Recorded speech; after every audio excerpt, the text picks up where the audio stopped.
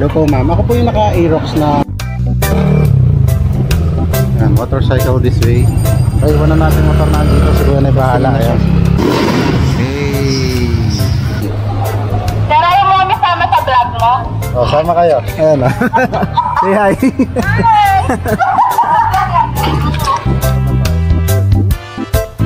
Yan, kay bossing. Ang isa na sticker natin.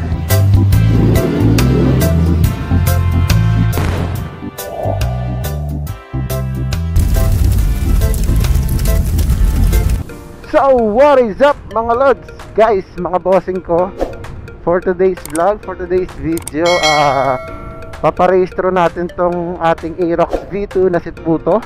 So ngayong July, expired na ulit siya. Paparehistro natin. Then subukan din natin kung papasok tong JVT version 3 dito sa Aerox natin na naka-open. Naka-full open yung adjuster niya. Check natin kung papasa. Ngayon kung di pumasa, adjust ulit natin sa pasara. Siguro at least 75% try natin pag hindi pumasa. So alright, tara, samahan nyo ako. Let's go! Dog pound pa to. Grabe, dami aso. So kaya sila dadali. Hey doggies, how are you doing? So ayan mga guys, may nasikaso lang tayong saglit. Bali papunta na tayo ng Grace Lane yan. Paparehistro na natin tong Aerox V2 natin na si Puto. Uy, Mustang oh. Meow. So pinili pala natin dito sa Grace Lane kasi one stop shop na to. Nandito na lahat.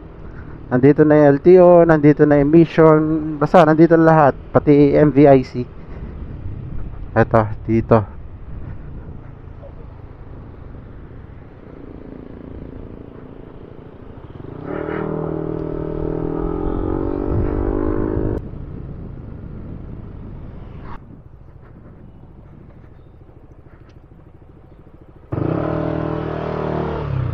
Diretso na po doon. Thank you, bossing.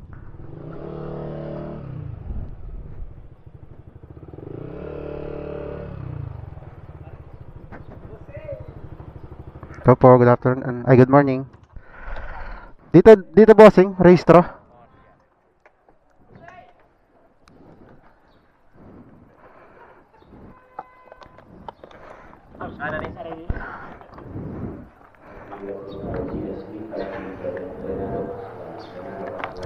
Bali nag-extend na kasi ako, yung nagkaalanganin siya January to July.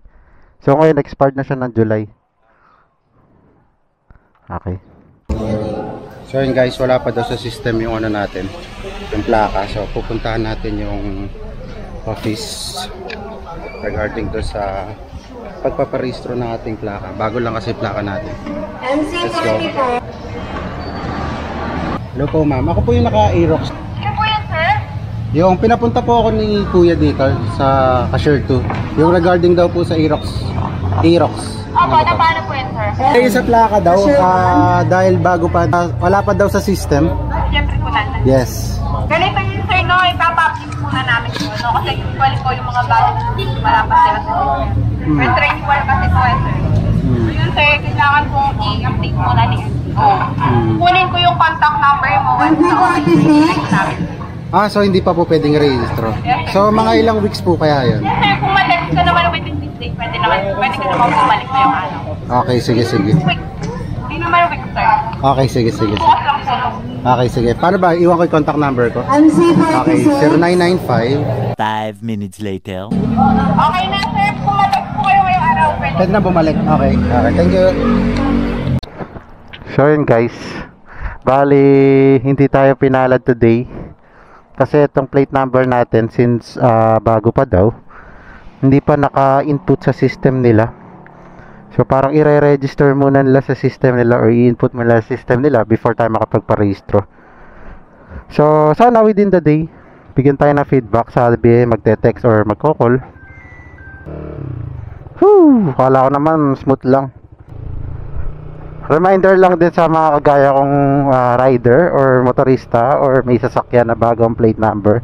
Posibleng mangyari sa inyo to. Hindi ko naman nila lahat, pero posible na isa din kayo sa ganito na hindi pa pala naka-record sa system ang ating plate number. So dahil doon, babalik tayo. Hintayin muna natin yung confirmation. Sana within the day, Dahil di tayo nakapagparehistro today, 5 peso car wash muna tayo. Buga-bugahan lang natin tong ating Aerox. Dito lang yan sa Kebiawan. Ayan, motor wash vendo, 5 pesos. Tanggalin lang natin yung konting putik. Ayan, sakto lang tao. So may basahan naman na sila rito.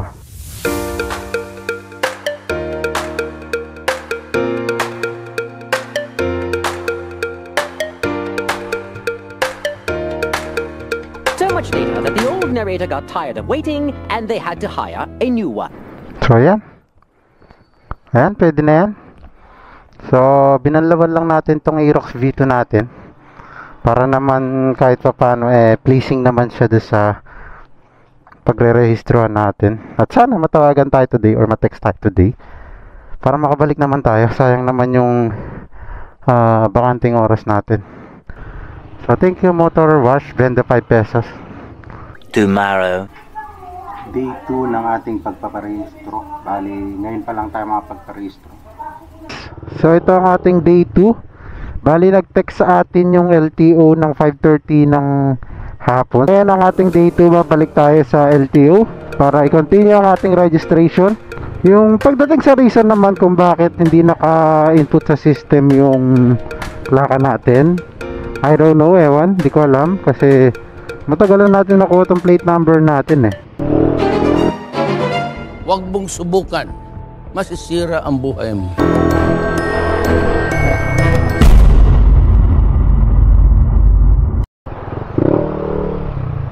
Uy, kamote moves.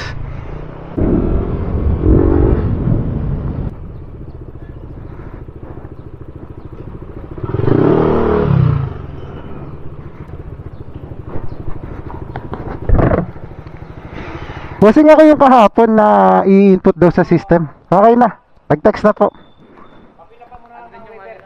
So ayan, papasok na natin yung motor natin dito sa office or sa MBIC testing area. And meron tayong number dito. Let's go. Yo, motorcycle. Ayan, motorcycle this way. Kala tayo papasok.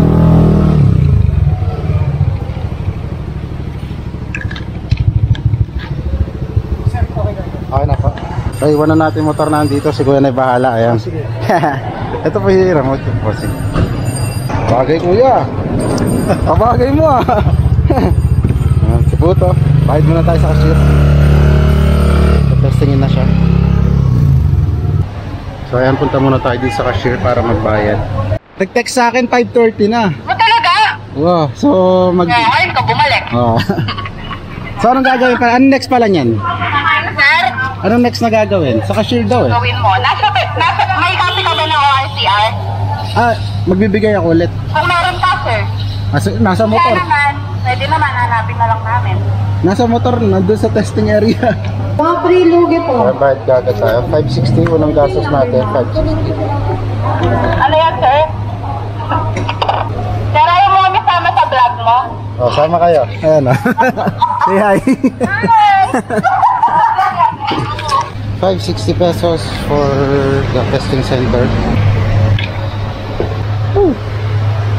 Nakasar lang ang Aerox natin doon. Hindi lang siya kita. Ito ang testing center nila. Ganda no? Kompleto na. Sana pumasa yung JVT V3 natin. So ayan, tinawag na tayo sa cashier 2 ay cashier 1. So binalik na ang ating sukli. And ito pala binayaran natin. So meron tayong binayaran na 560 pesos for vehicle inspection. So yun yung Aerox V2 natin, si Puto.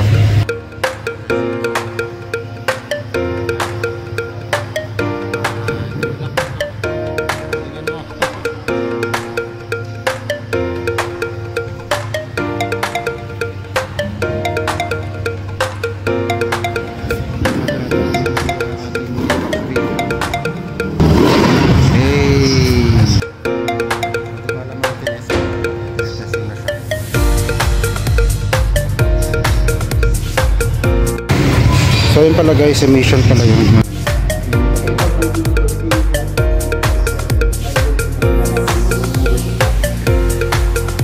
Sa harap ng ating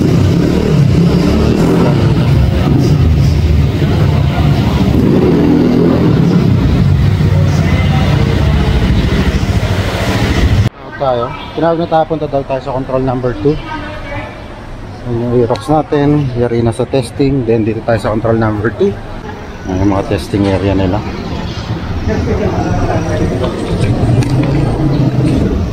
RCR po.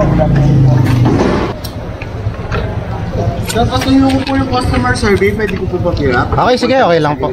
Okay po, thank you. After na to, okay na po. Okay. Thank you, sir. Insurance po, tapos LTO na lang. Okay, saan po pwedeng kumuha ng ano dito? Insurance? Meron po dun sa tabi ng kantin. Tabi ng canteen? Okay, sige. Thank you. So yun guys, tapos na tayo sa step 1. Ang step 1 natin is yung inspection ng ating unit. Okay na, nakuha na natin yung nagbayad na tayo, then na-test nating unit. Ngayon po tayo insurance step 2. Ito dito may malapit na insurance. Hello po. Sige po, long po pa ako siya. 60. Okay, sige po. So, ano na kaya next process nito? Proceed LTO na po kayo, sir. Balik ulit ako dito. Kuha na number dun sa cashier ko. Sakop ka man yan. Sakop na ako? Ay, hindi pwede dito. Po, sir. Okay. Sige. Ayun, so hindi pala tayo dito. Pag first registration po pala sa sakop. So, rekta na. LTMS ay Stratcom po, sir. Rekta na po ako sa LTO na. Okay, sige. Yes po. Then, pati insurance. Okay na po. Thank you. Alright, let's go to Sakop. So, pag first registration pala Sakop, it's a prank pala yung one-stop shop natin. Ito ko na tayo doon. So, yun na nga guys. Bali, it's a prank pala yung one-stop shop natin. Kasi unang registration pa nga lang pala na ng ating Aerox. Or first renewal pa lang natin ng ating Aerox V2. Ang ganon. So, hindi pala rito yun. So, pag first renewal, dun tayo sa Sakop. Akala ko dito lang sa Grace Lane pwede na. Sa susunod na lang siguro, dito tayo one-stop shop. It's a prank yung one-stop shop natin. So, ayan, punta na tayo doon. Let's go. It's a prank pala yun! So, ayan guys, nag-ano na tayo. Buong akala natin one-stop shop ang mangyayari sa atin. So, dito lang tayo sana sa Grace Lane. All the way. From inspection to renewal ng ating registration. Kaso, it's a prank pala. So, pag first renewal pala, dun tayo sa Sakop, sa Mindpeace. So far ang nagastos natin ay ito pa lang naman. So, dito tayo sa Mindpeace. Pasok tayo dito.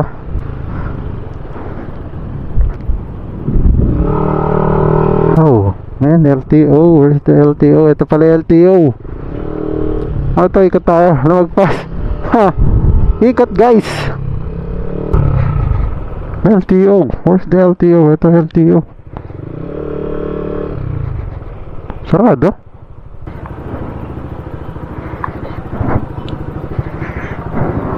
So yan, touchdown LTO, Mindpeace. Galing po ako galing po ako ng Grace Lane. So dito na. Sige bossing, thank you na. Okay na dyan. Diretso na. Okay, thank you.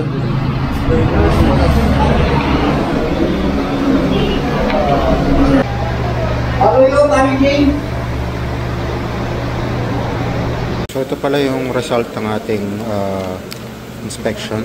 So wala naman tayo naging failed. So puro pass and not applicable.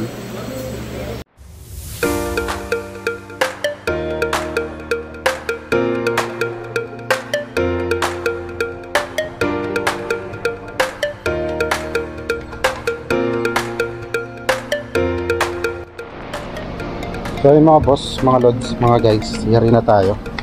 So ito na, meron na tayong registro. Alright, let's go. So in short, pumasa yung JVT version 3 natin sa LTO nang hindi na-adjust, full open. So yun, for your information guys. So success, pumasa yung natin, pumasa yung JVT version 3 natin na naka-open. Wala na tayong pangamba. So pwede na tayo mag long ride ulit. Let's go.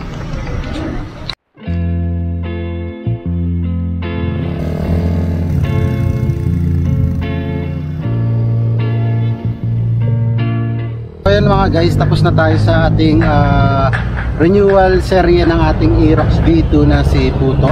So ayun, ang total na nagastos natin for today ay noong una dun tayo sa sa inspection. So MBIC or MBIS, gumastos tayo dun ng 560 pesos for the inspection. Then sumunod naman dun is yung insurance natin na umabot ng 650 pesos.